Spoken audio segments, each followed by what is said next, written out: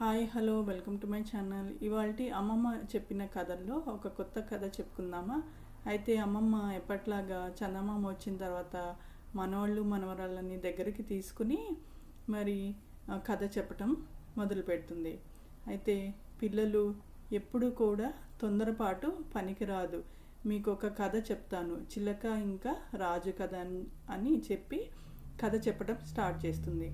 ఒక రాజుగారికి ఒక చిలక ఉంటుంది.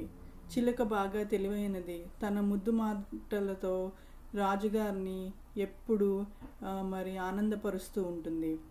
అయితే ఒకసారి మరి తన కుటుంబాన్ని చూడటానికని వెళ్ళటానికి రాజుగారి పర్మిషన్ తీసుకుని వాళ్ళ కుటుంబాన్ని చూడటానికి అడవికి వెళ్ళి వస్తానంటుంది చిలక.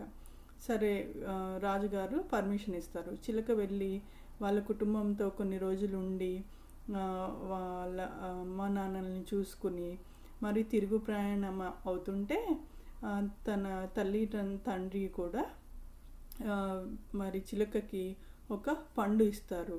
ఇది మీ రాజుగారికి ఇవ్వు, ఆయన వృద్ధాప్యంని తగ్గించి ఆయనని యువకుడిగా చేస్తుంది, అలాగే రోగాల బారి నుండి కూడా కాపాడుతుంది, ఏ రోగం కూడా దరిచేరదు అని చెప్తారు. చిలక అలాగే రాజుగారి దగ్గరికి ఎగురుకుంటూ వెళ్ళిపోతుంది. అప్పుడు ఆ పండుని ఇస్తుంది. కానీ మరి సేనాధిపతి అంటాడు, రాజా, ఈ పండుని మనము పరీక్షించాలి, మీరు అప్పుడే తినకూడదు అంటే పరీక్షిస్తారు. అప్పుడు పరీక్షించిన ఆ యువకుడు చనిపోతాడు. అప్పుడు రాజుగారికి అనుమానం వచ్చి చిలకని చంపేస్తాడు. అయితే మార్గమధ్యంలో ఏమవుతుంది అంటే, చిలుక ప్రయాణం దూరం కదా, ప్రయాణం చేస్తూ చేస్తూ ఒక చెట్టు మీద పడుకుంటుంది. అప్పుడు ఆ పండుని తన దగ్గరే పెట్టుకుని పడుకుంటే ఒక పాము వచ్చి కొరికి పోతుందన్నమాట. ఆ పండుని కొరికి పోతుంది.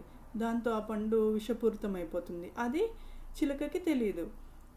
దాన్ని తీసుకొచ్చి రాజుగారికి ఇస్తుంది. అయితే ఏం చేస్తారంటే చిలుక చచ్చిపోతుంది. కానీ రాజు ఏమాత్రం కూడా ఇదవ్వడు. అయితే ఆ పండుని పాతి పెడితే అది చెట్టు అయ్యి మళ్ళీ పళ్ళని ఇస్తుంది. ఆ పళ్ళని తినద్దు అని నిషేధిస్తారు రాజుగారు. అయితే ఒక వృద్ధ దంపతులు వాళ్ళకి ఆకలి తట్టుకోలేక ఒకరోజు ఆ పండు తినేప్పటికీ వాళ్ళు యువకులుగా మారిపోతారు, యవ్వనంగా మారిపోతారు. అప్పుడు రాజుగారికి అర్థమవుతుంది తన తొందరపాటు ఎంత దారుణానికి మరి దారి తీసిందో అని.